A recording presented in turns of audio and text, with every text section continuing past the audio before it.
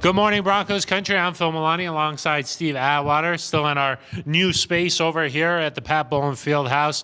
Steve, there's going to be a lot of changes this offseason. We know that. So going into this last game, how as a player do you put the offseason, you block that out and just focus on the game? Well, you really have to do that. You have to be able to, put everything where it is and say, okay, after the season, everything will be dealt with. And, some guys may have an idea if they're going to be here or not. I know I did my final year, had some signs throughout the season, and man, I'm probably not going to be here. And coming over to the facilities that last week of practice was kind of sad, But at the same time, come game time, you still got to prepare prior to the game. And then come game time, these guys are going full speed, so you got to better block everything out and focus on the task at hand. Every year that happens, right? When the locker room is just a few guys here or there. We know the Broncos want to make some big changes probably just to get this thing back on track. But you got to know that's part of life in the NFL, right? Yeah, it is. It's part of life in terms of.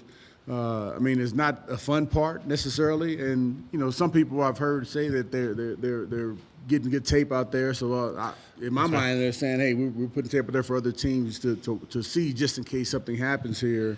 And we all wish the best for everyone, everybody. And some people don't really have a say so in what goes on in terms of if the team keeps. Well, most guys don't have a say-so in that, but some guys are a lot more secure than others. Exactly. It's out of your control. All you can do is just go play football. I think that's the mindset you have to have. Something we touched on yesterday, Paxton Lynch. He's going to be the starter for this final game. What would a good outing look like for him? No turnovers. Yeah.